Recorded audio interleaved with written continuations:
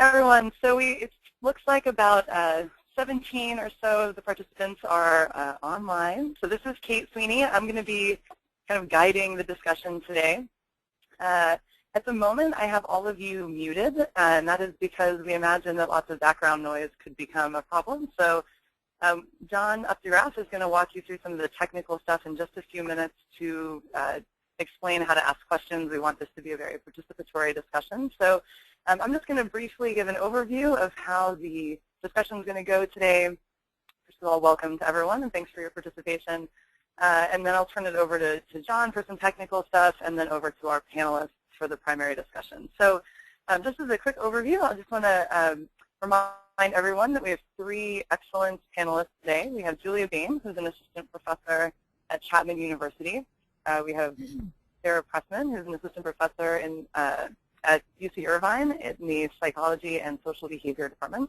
And then we have Megan Robbins, who's an assistant professor at University of California, Riverside.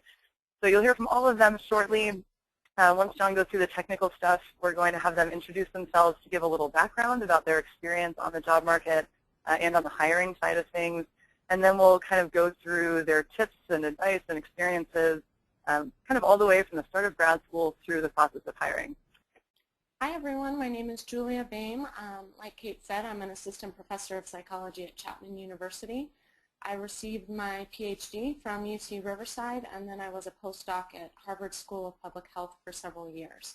So my first job market experience was actually during the height of the recession, so I had the great fortune of applying to a bunch of jobs and then having about a third of them taken off the market or just removed because the money wasn't there anymore and colleges were kind of freaking out. But the other thing that really complicated my job search was I had the dreaded two-body problem. So I have a spouse who's also in academia. So I was trying to navigate the job market in conjunction with his job market search. So because of this, in my first job market, I applied to lots and lots of jobs, trying to maximize the chances of ending up with my husband in the same place. Eventually we did that, and then subsequently, because I was in a postdoc position, I was able to apply to positions after that a little bit more selectively than in my initial search. So in addition to that actual experience on the job market, I've also served on a search committee just last semester. So I've seen how the process works from the other side as well. Okay, hi everyone, I'm Sarah Pressman. I'm an assistant professor in psychology and social behavior at UC Irvine. I got my PhD in social personality health psychology from Carnegie Mellon, and then did a postdoctoral fellowship at University of Pittsburgh in cardiovascular behavioral medicine. I, like Julia, actually also had a two-body problem, so maybe this is something that will be a common theme that some of us will talk about. And so like her, I had to apply to a lot of schools. I think during my postdoc, I probably interviewed at least a dozen different universities. Sadly, had to say no to many awesome places because my husband couldn't get a job there, and he was also in academia like Julia. I ended up taking a position at the University of Kansas for several years because that was one of the places where both of us could find academic positions. But since then, I've actually left, obviously, and now I'm at University of California, Irvine. And that second search was much more selective. I only applied for 2 places. So I can talk a little bit about sort of what it's like to switch schools, although I think that's a little bit far off for some of you to be thinking about yet. But like Julia, I also have some experience on search committees. I've been on 3. At the University of Kansas, I was on a cognitive search committee, and since I've been at UC Irvine, I've been on a social search and a social health psychology search. And so I'm happy to talk about, the difference between those different searches and sort of the perspective of what people are looking for and how that whole process works. Okay, hi everyone. I'm Megan Robbins. I'm a first-year faculty member in the psychology department at UC Riverside. It's a really nice social personality and health department there, so it was a pretty good fit from that angle. And so I went to grad school at University of Arizona with Matthias Mell. So I did my PhD with him, and then I had a 1-year postdoc with him as well, sort of starting other collaborations and continuing some of the work that we had started. My job market approach was sort of to apply for everything and anything. I definitely didn't have the two-body problem, so I was very broad in my search and very open to pretty much moving anywhere. So I can talk a little bit about, although I did end up sort of in the kind of program that, the same type of program that I was from my graduate training, but I did apply to some behavioral medicine positions and things like that. So if anybody has questions about those, I can talk a little bit about that. My experience on the job market was a little bit of a roller coaster. I started to get bites for like phone interviews and things like that a little bit later on than expected as far as what other people were hearing, so I could, you know, speak to anxiety and things like that. But I have to say I did end up with sort of a dream job in the end, so I can tell you that, you know, having bites later on in the job market doesn't necessarily mean that you're doomed. I don't have any experience on a hiring committee, but I have seen quite a few job talks, and so I can speak to the part where you really shouldn't bore your audience in your job talk, obviously.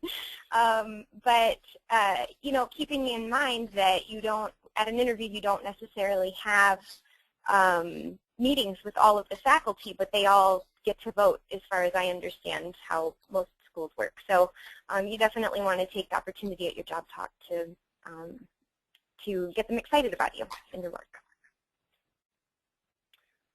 Okay, so thank you, panelists, for the introduction. So first, just I want to make a quick note. I think John sent a chat comment to everyone. I don't know if all of you are looking at that, but there's no visual.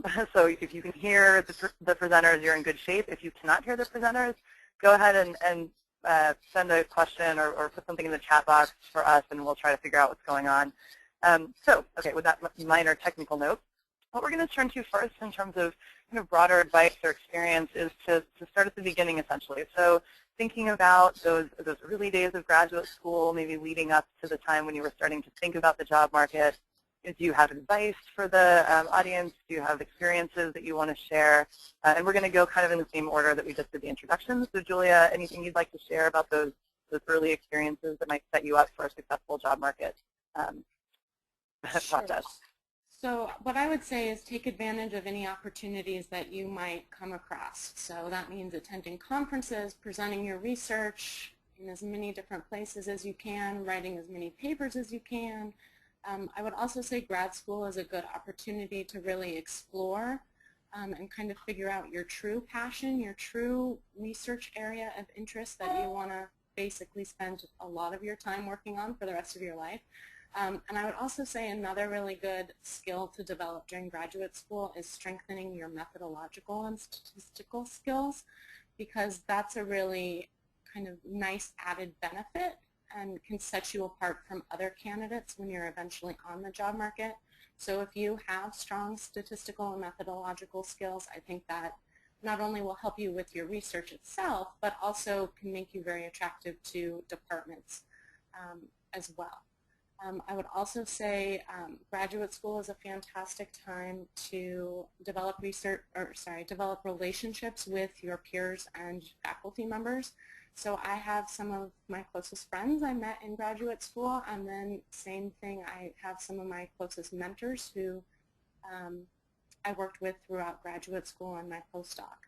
And those are the kind of relationships that can really set you up to have a successful career trajectory. So I would say it's really important to just kind of develop kind of a support network of both peers and faculty who will eventually hopefully become your collaborators. Taking a step back, I'd also say it's useful to start kind of crafting a story about your research program, trying to make links between the different projects you've done, so there's kind of an overarching message that you can share with you know, search committees later on.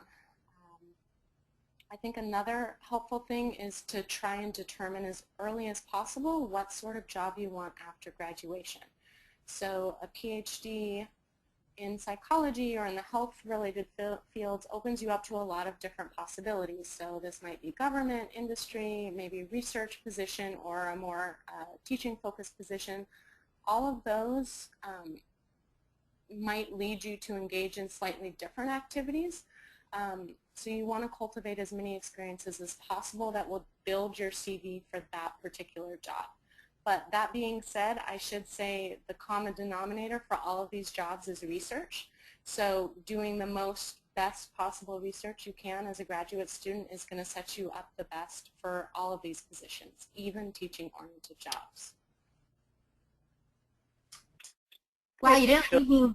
Oh, go ahead. Yeah, Sarah, you want to jump in? No, go ahead. I was going to introduce you. Yeah, I was going to say, Julia didn't leave much for the rest of us because those are all fantastic ideas.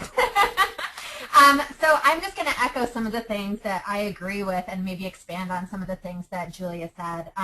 So, I mean, as someone who's been on a search committee, we're all at R1, at an R1 institution. What Julia was just saying about bottom line is research and papers. I mean, that's absolutely true.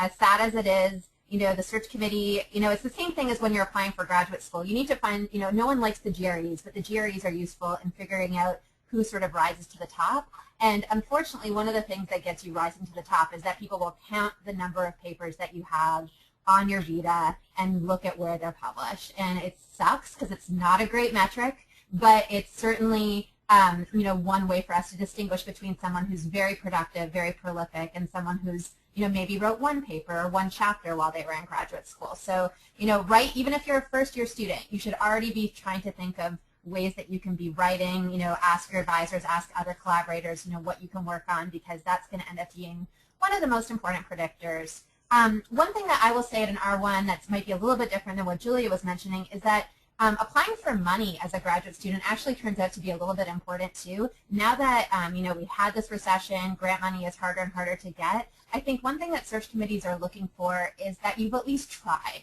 Not everyone is going to have an NSF fellowship. Not everyone's going to have an NRSA. And if anyone doesn't know what those are and want us to talk about it, let us know. But at least having tried, even if it's small internal grants, that you are a fundable person. Is actually something that a lot of the more research-oriented institutions are actually going to be thinking about. Can you find money to pay for your work? Because maybe the university won't have enough money to pay for it, or maybe they just, want a share of the grant dollars, which is certainly something that comes up as well. I'd really, really like to echo what Julia said about finding your story. When you're writing a personal statement, which is one of the parts of your job application, it's basically a description of your research and, what you've done, how it all fits together and where you're going, and it's also going to be what your job talk is about.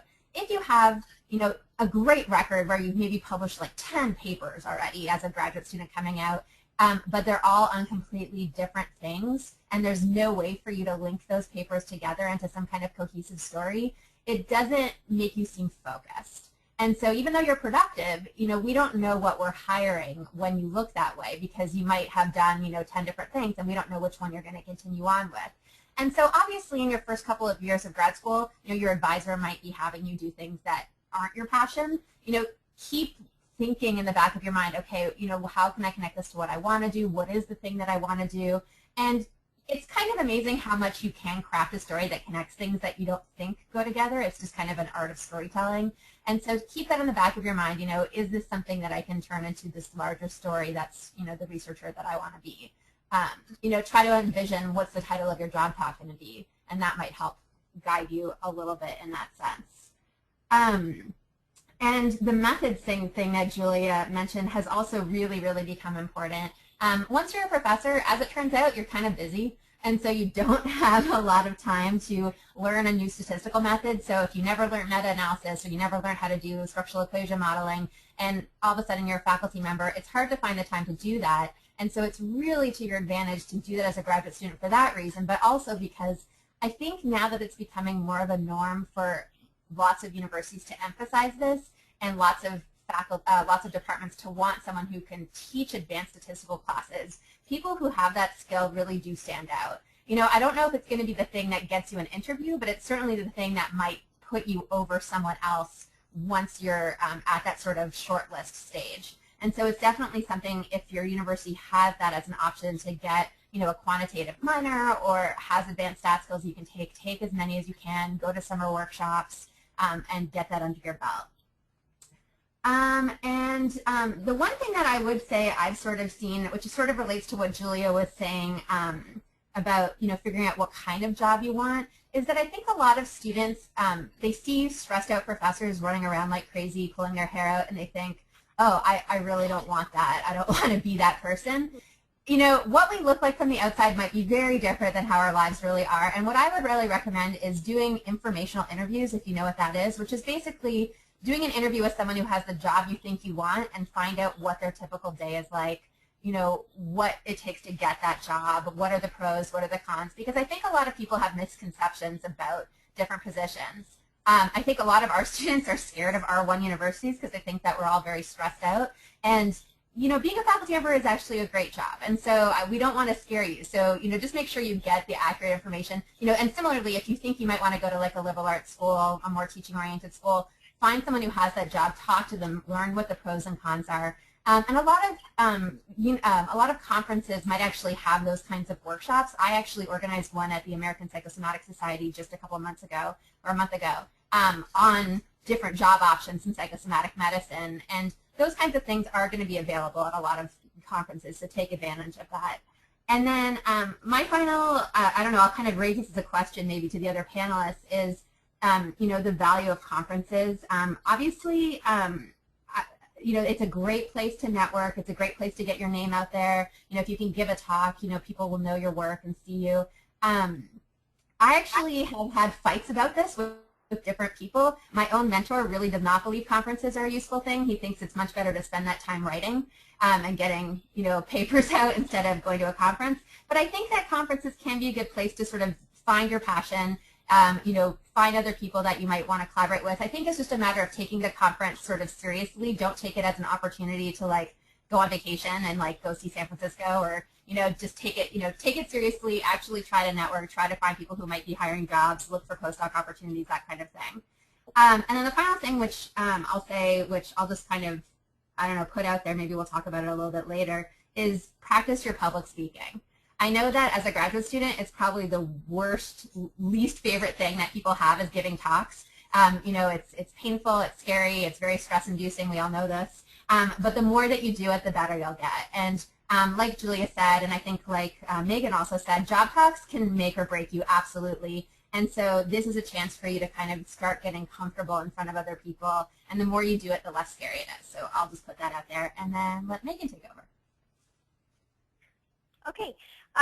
So most of the points that I was going to go over have already been covered, so I don't want to, I'll keep this short. I'll just reiterate then what Julia and Sarah mentioned about sort of exploring your interests and pursuing all sort of feasible and perhaps relevant collaborations. But it is important to keep your research program in mind. So as far as striking that balance, I would suggest maybe like the first year or two in graduate school, it's okay to not really have your program in mind at that point. You may be, if you're early on in grad school, you may have no idea how that's going to develop and really what it's going to be and as it takes shape. So I would say early on especially, pursue your interests and collaborations very broadly, but maybe after a couple years in, that's when you should really start to think about how to sort of package and label your research program, and then that will set you up very nicely to write your research statement and develop your job talk when the time comes. I also want to echo getting involved in academic activities outside your university. Surely if you're taking a lot of time out of your writing, as Sarah mentioned, there's a balance between just writing and publishing papers versus putting energy into conferences and presentations. If you're taking away substantially from your writing time, then you probably want to consider that, reconsider your balance there. But I will definitely say that joining things like the SPH network and getting involved in the student committee and getting involved in the data blitz, things like that, helps me to feel connected to my field in a way that really reinforced for me that I did want this job and that I do feel like I have a place in this area. And so in addition to, of course, being able to meet people and networking, forming collaborations, and also just getting to know the people in your field, they can start to know your face with your name. And I think it's a good thing to do for all of those reasons, but certainly with balance in mind. And I'd also like to reiterate that Sarah's point that practice in public speaking is huge. I feel like I can generally tell when somebody gets that practice versus not. So instead of avoiding it like the plague, as I as I know many grad students do, if your department or your area in psychology gives you an opportunity to give a talk on a smaller scale, I would say take advantage of, rather than avoiding that and putting it off as long as possible, I would say go for it, because that's going to be a lot less scary than the big audience at SPSP or whatever other conference you go to. So lots of practice early and often, I think, is one of the best things that you can do, not only just for practice of public speaking, but also it forces you to articulate the research that you're doing, and perhaps will really naturally start to propel you to understand what your research program might be. So I'll keep it short there so we can move on to the next topic and questions. That's some great advice. Thank you, guys. I want to mention one question that's actually come up from one of our audience members, and that is to do with the quality versus quantity question with publications. So I don't know if you guys could speak to this in terms of your experiences on the job market, or those of you who've been on the hiring side. But how do search committees weigh quality versus quantity? How can people kind of, I don't know, be strategic maybe in their graduate school days in terms of setting themselves up for the best quantity-quality balance? I think, this is Julia, I think they both matter. I would say that having one or two really high quality publications might weigh more heavily than having multiple lower quality publications, although I'll let Sarah and Megan jump in as well. I think it really depends on the department, and unfortunately it really depends on the search committee, because what I can definitely say in our department is that I would say half of the faculty member are numbers people and half of them are quality people. And, some of them really are impressed, even if it's not the best journals, that you have a bunch of, just a big long list on your Vita, so your Vita's not full of empty space. I will say myself, as someone who's, tries to get into the higher end ones, I definitely pay attention to those. I think having, Julia and I both have psych bowls. I think having a psychological bulletin or a psych review that is a review on the topic of area that you're interested in is really helpful, because it sort of says, hey, this is what you're an expert on. And so if you can write some kind of review paper, even if it's just in a, a lesser journal, I think that really helps a lot, because it tells us what you are the expert in. And like Julia said, I would agree. If you can get a couple of high-impact journals, like a Psych Science, or, even just like the sort of top health psychology journals like Health Psychology, that's great. I will say that, it's very frightening, because be aware that there are people who are applying for jobs, competing against you, who will have articles in JAMA and articles in Science and articles in PNAS. And those are, not just top psychology journals, but top journals in the whole field of science. And if you can get something in one of those journals, I mean, it's incredibly hard. It's like applying for the lottery, but I mean, that will definitely make you stand out as well. So I can speak from the perspective of someone who was probably more on the quality versus the quantity end of publications. So I've never been on a search committee, but I certainly did benefit from being hired into a program of people who clearly value quality. So, because I definitely didn't have the quantity there. I had about 6 or so publications, maybe 7 towards the end of the job market. So I was definitely competing against people who had double the publications as I did, but it seemed to matter that, I was first author on many of my publications, and that they were in top health psychology journals. So that's been my experience. Great. I just wanted to go ahead, John. Sorry. Oh yeah, I'll just chime in since I've been on a couple search committees myself. This is John McGrath. I would probably lean more towards sort of the quality side of things as well. I think one of the things that I noticed since when I was on search committees is, first of all, there's a huge range in numbers of publications that the people who are applying for jobs have. And some of it could be like an indication of productivity, but some of it could be an indication of, might be one applicant is somebody who's just finished up their PhD, whereas another applicant is somebody who's, already been an assistant professor for 5 years and is looking to switch. And so, one of the things is how do you compare those two kind of vitas? And one of the things is I think quality is something that actually sets people apart because you sort of expect higher numbers from people who have been playing the game for longer. But aside from that, I mean, it's really sort of if you can show that you've got publications in top-tier journals, and especially if they're, first author publications, you've played a huge role in it. I think those things, at least in my experience, count a lot more than I think just a huge, long list of publications on your vita. That's a great point.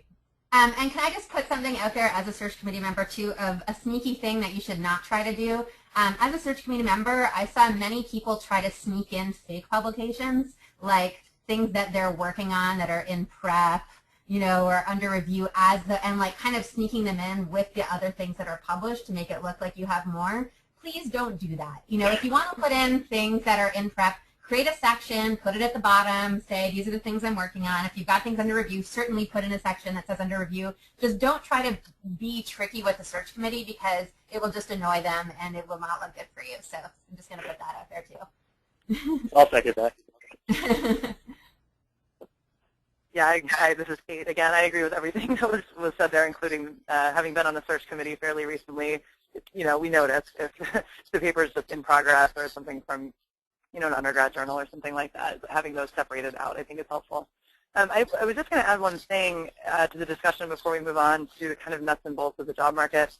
And that is, we've talked a lot, of course, based on the programs that we are all in about preparing for a research job. And Julia, I know you touched on the idea of if you're kind of going for a more blended position or a more teaching position, that research is still very important. And I just wanted to throw in a few thoughts on that. Though I am at a research school, I've had several grad students recently secure tenure track positions at very heavy teaching kind of positions. And what I would say about that is, first of all, just to echo exactly what Julia said, which is that gaining teaching experience is incredibly important for those jobs, but they also like to see research. You may not have had to publish as much or in a top tier of journals, but the kinds of jobs that my graduate students were applying for and ultimately securing, those jobs or the people at those jobs were still very interested in seeing research productivity. Even at a liberal arts school where maybe they won't have the opportunity to do much research, it seemed like the search committee has still found their research productivity exciting. But the two things that you do need to think about for those positions are getting teaching experience and ideally, if it's possible, teaching experience in different kinds of settings. So I think some liberal arts kind of schools or smaller colleges might be a little skeptical of someone who's only taught 600-person classes. And so if there's a chance to get experience teaching in the kind of place that you're looking for a job, that's ideal. And also to think about in terms of research, how your research can be translated into a setting where you don't have graduate students and you're needing to involve undergraduates in your research. So yeah, sort of thinking about how your research might play out in that setting as you're approaching the job market experience. So do any of our panelists have other thoughts on the kind of more teaching angle? I think that was a good summary. Go ahead, Julia. I was just going to say I think that's a good summary. I think that covers it from my end. Absolutely. And I mean, I would also just mention this as a nuts and bolts kind of thing, is that if you are applying for one of those more teaching-oriented positions, a lot of universities will require that you give 2 talks. One is actually a teaching talk, and one is a research talk. And so just kind of have that in the back of your mind as well, that they will be evaluating your teaching skills. And what they usually do in those is that they'll have students attend it, rate you for the quality of your teaching, if they liked you, if they want to have you as a teacher. And so they do take it very seriously. And I think a lot of these teaching schools will also expect that, and I mean, you guys can let me know, Kate, if that was true for your students. Some of these teaching schools will expect that you've actually devoted some time during graduate school to becoming an expert teacher. So have you gone to teaching seminars to learn how to, engage students or use technology or, deal with problem students, things like that. And so if you are thinking of going more to one of those teaching jobs, look at what's available at your university teaching centers to make you look a little bit more competitive. Yeah, this is Kate again. I agree completely. In fact, one of my graduate students, well, actually two of them, went through a university teaching certificate program. It's something that I think probably is not as well advertised on our campus as it should be for TAs, but it's certainly one of those kinds of opportunities where if you have it as a graduate student and you're even considering more of a teaching route or being open to those positions, those kinds of things can really set you apart. Okay, so let me throw one more question actually from our audience to our panelists, and then we'll move on to the actual experience of being on the job market. So the question is, does having experience in other fields or industries kind of provide you any sort of advantage on the job market? So maybe someone who had a different kind of job before going to graduate school, or maybe had some experience during graduate school that was kind of outside of the academic setting. Thoughts on that? This is Julia. I think it can help. So for example, I worked with a research assistant when he was an undergraduate, and he had actually been in the workforce for quite a while doing some technical type of stuff. And then he applied to graduate school and has since gone on to a postdoc. But he was able to work those technical skills into his application for grad school. He was able to really put those to use as a graduate student, creating a whole basically online research study, basically kind of a management system for study. So he was able to put those skills to work fairly readily, and I think that really helped him. I think it partially depends on what field you were in and what field you're interested in studying in, but I don't see why it couldn't help you if you can make the stretch. Sarah, did you want to go first? I don't really have a strong feeling about it either way. I mean, I agree with Julia. I think it's really going to depend on you. I think it's going to depend on the experience. I think it's going to depend on if, you know, I mean, I think the most important thing would be, does this other experience that you had, does it make you stand out? Does it make you more marketable? Does it fit in with like your bigger research program? You know, I think if you can make those kinds of connections, then I think it will certainly help. You know, so for example, I had a graduate student at KU who I worked with who had been a doula, and then for several years. So for those of you who don't know, it's like a birthing coach, like a midwife sort of thing. And her research was actually on pregnancy and C-sections and things like that. And so, you know, that was an obvious, very cool connection that made her stand out. And so I think if you can have that kind of connection where, wow, this person has real world experience that's relevant and offers something interesting to, you know, the department, then certainly it could help you. But I will also say it's certainly not something we would look for. So don't do this to, you know, make yourself more competitive. If you have it, figure out a way to make it fit in with what you're doing to make you look, you know, stand out. Yeah, I agree. I don't think making an effort to sort of divert your educational goals or research goals to get this kind of experience would be a very good idea. But I sort of used my experience unofficially. I never used it in my materials or anything. It just didn't even occur to me. But I don't think it would have helped. I've always held a job since I was a teenager, and a few of those were in doctors' offices, and I think that sort of unofficially helped me to navigate those settings when I started doing research with collaborating with medical people. But other than that, yeah, it was very unofficial.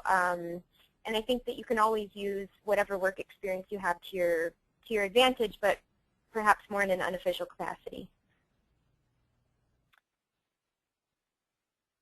Great. So we actually just got another great question that I think will be a good transition into the job market itself, and that is something I think a lot of people wonder about is the relative merits of doing a postdoc or kind of going straight out into the tenure track job market. So I know each of you have had some very personal experiences with this decision, so if you could share maybe each of you kind of how you made that call, how you approached that decision in your own experience. I kind of went into it, well, if I can get a faculty position without doing the postdoc, that's the route I'm going to take, just because I'm going to get to, you know, the end goal, being a tenured professor, that much quicker. That's not how it worked out for me. I didn't, basically a postdoc position came along and it was a much better opportunity for me than any of the faculty positions that I had lined up or that I was contemplating. So just for me personally, it worked out better to do a postdoc, although I certainly went into graduate school thinking I didn't need a postdoc, but for various reasons I ended up with one, and I'm so happy that I did. it was another couple of years to really kind of dial down into what my real interests were and to really gain some additional skills, meet new people. I think I'm much better off from having done a postdoc. That being said, I'm not sure if I had to do it over again, if I could get a faculty job that I really wanted without one, I probably would have taken the faculty position. But I certainly don't regret doing a postdoc now. And to be honest, I think with each passing year, having a postdoc is going to be more and more useful and probably required just to get a faculty job, just because there's so much competition. But I'll let Sarah and Megan jump in.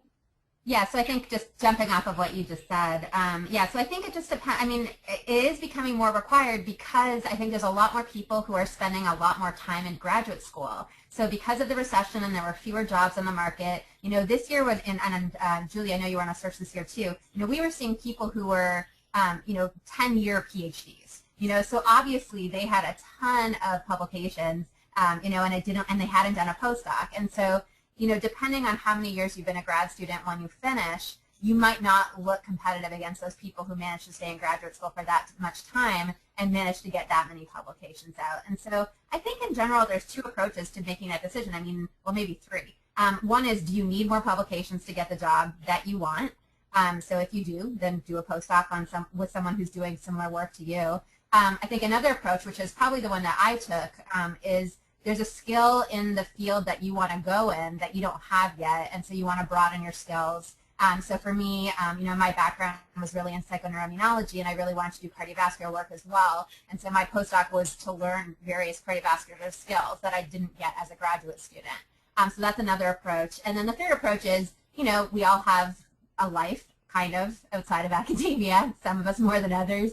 And so, you know, life can enter in. You know, if you really need a job because you need the money, or you have a spouse who has a job somewhere else, I mean, obviously those are going to factor into the decision as well. But like Julia, I'm so grateful that I had a postdoc. I think for me, I didn't take nearly as much advantage of it as I would have liked to because I was interviewing so much. And so in my whole second year, I was basically getting on a plane like every week for many, many weeks, you know, going and doing an interview. And you really have to take advantage of that postdoc time because it's probably the only time in your entire career where it's just protected research time. If you're thinking of going into a university that teaches as opposed to a soft money job, you know, where all your only job for most of these postdocs is writing papers, doing research, and maybe taking 1 or 2 classes depending on the postdoc. And so just if you're going to do it, make sure you take advantage of it because it also won't look very good if you do a postdoc and aren't being productive during it. And so take advantage of it. Don't waste that time. So my experience with a postdoc is a bit different. So I can speak to the decision to do a postdoc with your graduate advisor, which I definitely did spend a lot of time thinking about because I was worried that it would look bad on my application, that I stayed where I was.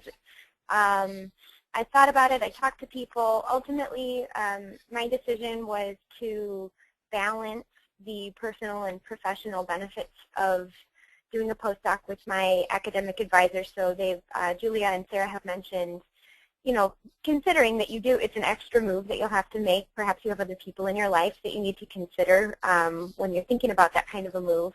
I didn't have to directly consider other people, but I'm averse to making extra moves if I don't have to. So I thought about those things, but also professionally, I think you want to consider, will you be learning anything new? So if this opportunity arises, your graduate advisor has a grant that he or she can support you to be a postdoc on, or maybe you've applied for, I don't know if there's any grants you can apply for a postdoc that would allow you to stay with your graduate advisor, but if the opportunity arises, you probably still want to consider whether or not you'll be learning a new skill. And in my case, it was great because I was able to finish up a lot of the work that we had already started, but we were also starting a new collaboration on a project with a psychiatrist who trained me on some of the physiological aspects and also like depression screenings and things like that. So I ended up getting skills that will be practical to me in the future, but also were marketable in my job application. So you want to consider that. I think probably most people benefit from going somewhere else for a postdoc for obvious reasons with new perspectives and new training. But I'm happy to talk more about my experience staying where I was if anyone's interested. Great. And this is Kate again. I'll just throw in a perspective from someone who did not do a postdoc very briefly and say that I sort of had a similar idea that, you know, if I couldn't get a tenure track position, I would do a postdoc, and it worked out because I'd stayed in graduate school for quite a while. But I got right into a tenure track position, and I am one of those people who might say that I regret not doing a postdoc. I think all of the really great benefits that our panelists discussed are things that I missed out on. And another thing that I can say is that starting right into a research-heavy, you know, publisher Paris tenure track position straight out of grad school it was a doozy in terms of a transition. So, you know, that tenure clock starts right away. The pressure is on, and you're probably fairly young, or at least very, you know, new at the very least. And I think that postdoc time might have served as a really nice transition. So I think both can work, but I certainly would emphasize some of the benefits our speakers mentioned. So, okay, given time, let's go ahead and transition into thinking or talking about your experiences or advice about kind of the nuts and bolts of the job market. And a few great questions have popped up that maybe you can each consider as you talk about that aspect of things. One is how you decided which jobs to apply to. So lots of ads come out. Sometimes there are places, you know, you don't even know where they are, hadn't heard of them. How did you pick which ones to apply to? Certainly speaking to how to put together your materials, preparing your job talk, that sort of thing. And then maybe also with that question of, you know, how to pick the job, you know, how you dealt with maybe spousal issues or partner issues in that regard as well. So I'll turn that over to you guys now. Well, I'm not sure my approach was the best approach, but I'll tell you what I did. So the first time out, when my husband and I were both looking for jobs, we basically applied to every possible job that we would be qualified for. So I think that this ended up for me more than 100 jobs. I'm not sure in retrospect that was the best advice, but I was really anxious about not being with my husband and not getting a job. So I think we didn't have any weight. We didn't limit our searches in any way. That's hard on you because you're submitting lots and lots of applications. It's hard on your letter writers. And to be honest, I'm not sure it was the best approach. We ended up in a good spot. We both got jobs in Boston. I was in a postdoc, but ultimately we wanted to be back on the West Coast where our families were. So after being in my postdoc position for a while, we basically said whoever got the first job back on the West Coast where we wanted to be, we would move for that. Luckily, my husband got a job on the West Coast, and I was able to do my postdoc long distance. So that worked out really well until I was able to find a job myself on the West Coast. So the one thing I would say if you're working with a spousal issue is it's going to take some time. So you both aren't going to get your dream jobs right out of the gates. So you just need to think that if you give it enough time, things will work out. My subsequent searches, I was much more targeted, and I think that was better in a lot of ways because I wasn't submitting hundreds of applications, but I was also able to tailor my applications to the specific job, which I would highly recommend. So you might be a stellar candidate, but you're not a fit with what the school is looking for, so you'll end up in the reject pile. So I think it's really important to consider fit. You won't always know what the search committee true ideal candidate is, so you just have to do your best to make your interests line up with what you think that they want and what they're advertising for, because I think it really comes down to fit. So in my second round of applications, I think I realized I didn't want to be at an exclusively teaching school. I wanted to be able to do both research and teaching, and so once I had that knowledge, I think I was able to be more successful on the job market. I guess I can let others jump in here. Yeah, I mean, my experience was fairly similar because we also had the spousal issue, and I mean, I applied to you know, all of you who are listening presumably have this sort of blended interest in social personality, health psychology, you know, some blend of that. And it opens up a lot of jobs to you because there are the whole social pool of jobs and there are the health pool of jobs, maybe some medical school jobs, personality jobs. And so there are going to be a lot of possible options. And I will say, like Julia said, that, you know, apply if you've got a spousal issue, if you really just desperately want a job and you're willing to go anywhere, apply broadly and put together those 100 applications, as painful as it is. But be aware that, you know, some schools are just not going to consider you because you're not a match. And so don't be upset, you know, if you apply to 100 jobs and only hear from 3 of them, because that's just, you know, what you have to do. And you shouldn't take it personally because, like Julie also said, you know, the search committee is looking for something. You know, this year for our social health search, we basically knew ahead of time that we couldn't afford the startup for a neuroscientist. And so all these great neuroscientists applied and we couldn't interview them because we knew that we couldn't do that this year. And so, you know, obviously you as a researcher, if you're doing neuroscience, didn't know that. And so it had nothing to do with you. And so just kind of, you know, take the ego out and don't let the no's affect you. And I mean, as far as deciding how many to apply for, I mean, I would just say really think about the quality of your record, talk to your advisors. You know, I think the one thing that we face in California, since all of us are basically California except for John right now, a lot of the California students are kind of like scared and unwilling to consider anywhere except for the West Coast in California because they're scared of a cold or not having a beach or a mountain. You're not going to do very well on the market if you limit yourself to that extent, unless, of course, you are willing to sort of compromise, you know, the fit. So, you know, if you really want to be in an R1, but you'd rather be in a certain city, you know, you might end up taking a more teaching-oriented job or a community college job or an industry job. And so you have to kind of prioritize and figure out what's right for you. And I will say that with the spousal job thing, I mean, I think the reality is going to also be that both of you are not going to be perfectly happy if you are waiting for a spot that you both get jobs. I mean, I think you can satisfice and find the best possible fit, but it's always going to be a little bit tricky. I was very lucky with my second search where my husband was able to get like his dream job at Google and I was able to get my dream job in a department that fit me very well. But that's very hard to do. And certainly my first job was kind of a poor fit for both of us. And so you have to just kind of make the decision of where you're willing to go. But, you know, don't necessarily write places off just because they're in a small town. There's a lot of great small town universities and cities that you might not have been to that if you go and interview there, you might realize you actually like it. Okay, so like Julia mentioned, I applied to pretty much all possible positions that I might be qualified for. What I did do was exclude schools that very clearly had the strongest emphasis on teaching because I knew that wasn't what my application was geared towards, and it also really wasn't what I wanted to do.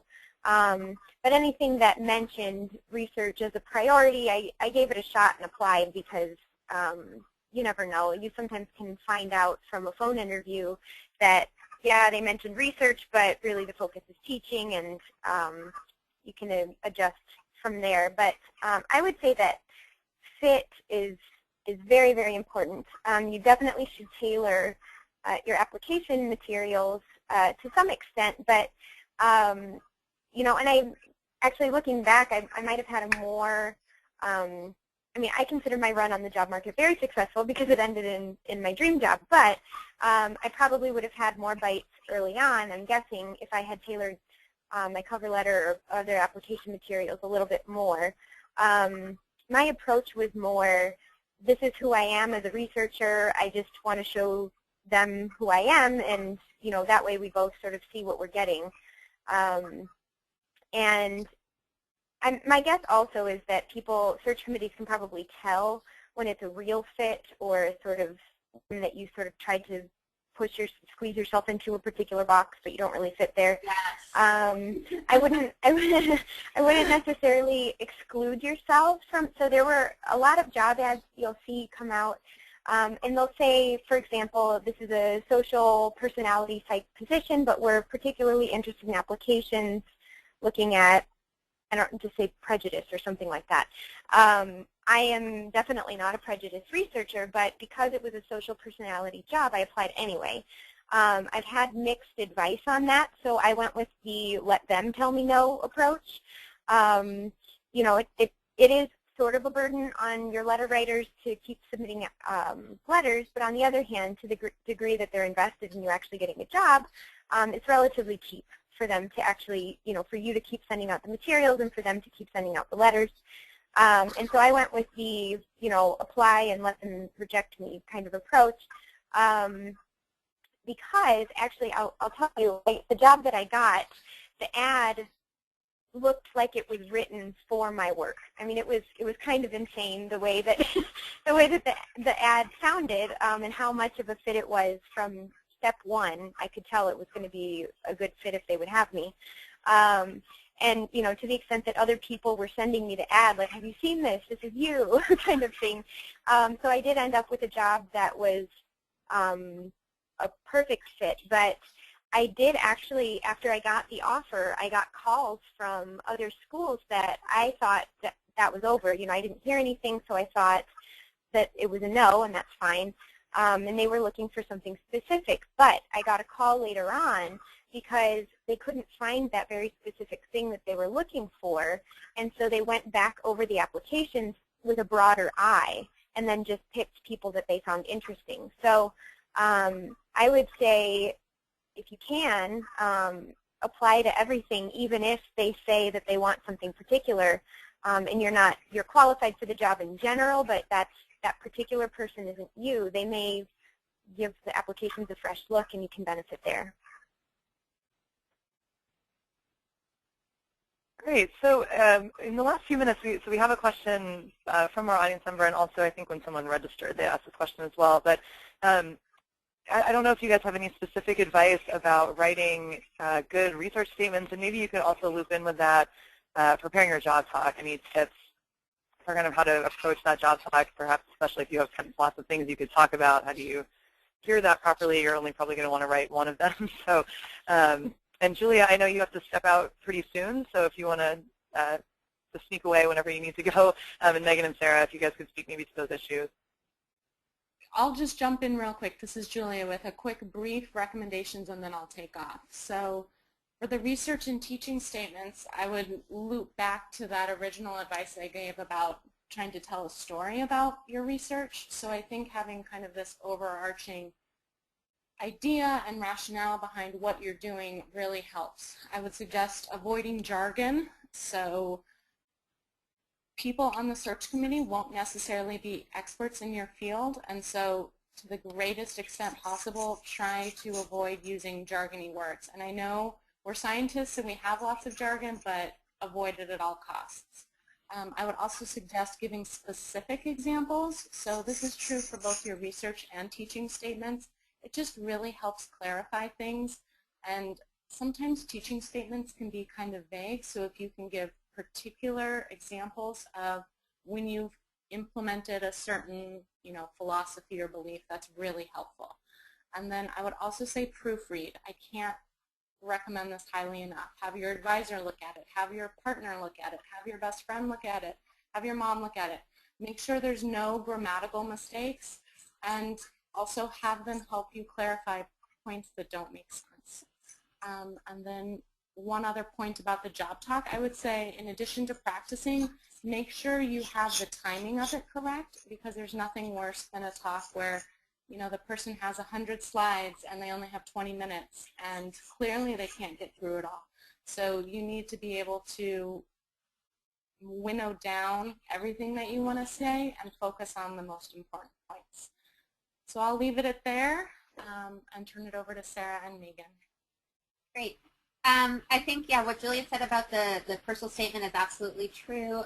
You know, the grammar, having a lot of people proofread it for you, there's nothing worse than having a lot of mistakes in it. What I would add to that is to try to put your research into like a bigger context and make sure that you don't forget to sort of toot your own horn and say why it's so important. I think a lot of people have great work and they just kind of, I don't know, either don't know how important it is or don't want to tell you how important it is. So be sure to kind of frame it in the broader importance, and then also be sure to include, and you know, other people can tune in, can let me know if they agree with this. You know, not everyone includes a section at the end about where they're planning on going with their work, and don't don't ignore that section, or they have like just a couple of sentences, because the section at the end that says, here's what I want to do for the next few years of my career, really tells us what we're getting if we hire you. And so you want to take the time to really think about what are the next studies that you really want to run, and what your ideal goal is for your work. So make sure you have that in. Something else that I think has been nice in some people's statements that I've looked at is that these are usually anywhere from a couple of pages to all the way to like 10 pages, depending on the person. And if you can put in figures, or if you've got a theory with like boxes and lines, or a really important graph that summarizes your findings, something like that can actually be really helpful, because when you're just reading text and text and text, to have something that helps us kind of bring it together can definitely be useful.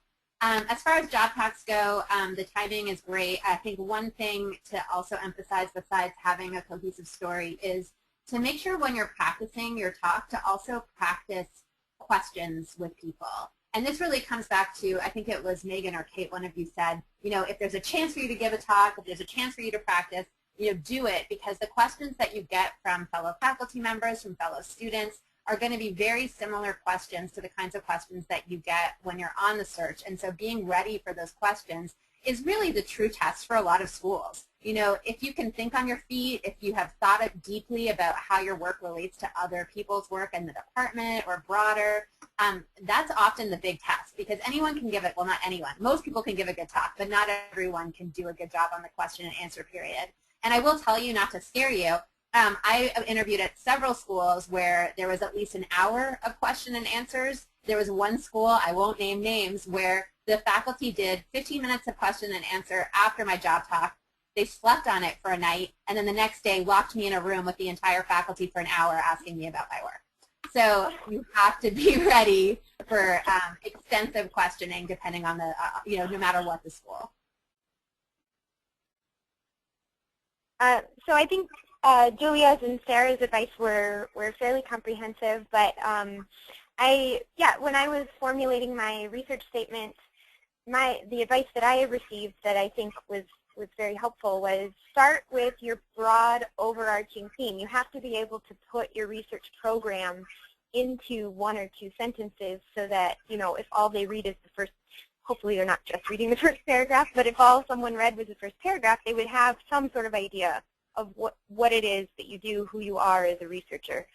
From there, the advice that I got was, and people who have been on search committees can chime in, but was that the headers for my different lines of work, all the lines were connected explicitly in the first and last paragraphs, but throughout I had headers for my different lines of work that encompassed sort of keywords for things that if people only took away the keywords from my research statement, what would they remember about me? And so it helped to define who I am as a researcher in their minds, and sort of give them a taste of the different things that I do in that sense. So I sort of forget the whole original question to this to this part. So your thoughts on job talks, maybe? Oh yeah, for job talk, yeah, I'd hark back to my original point about not boring people.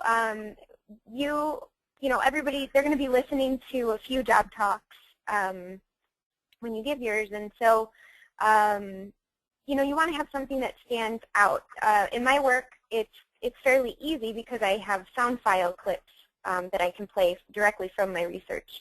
And so you need to sort of figure out what it is for you that you can show people.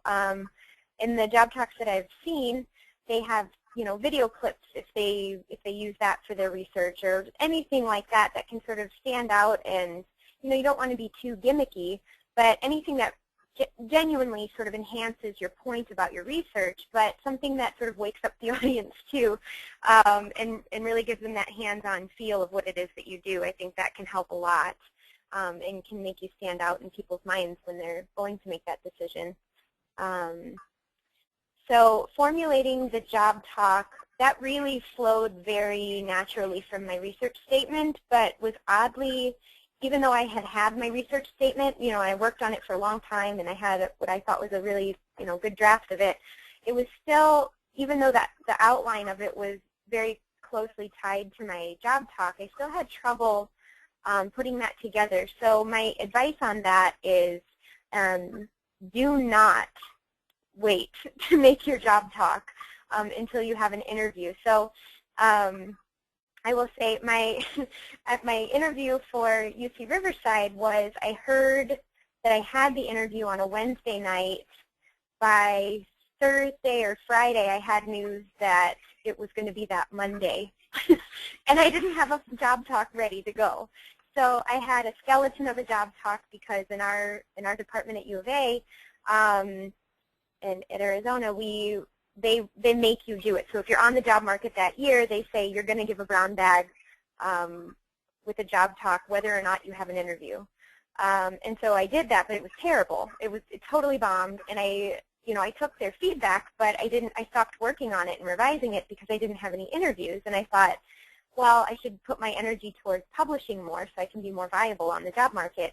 And that is a good strategy in some respects, but in others, you really should have a closer draft of a job talk because in that case, I was scrambling. I just up all night that weekend and really stressing about having a good final version of a job talk. So I would say functional pessimism here isn't really the way to go. I think you should definitely have a solid draft of a job talk, even if you don't have an interview.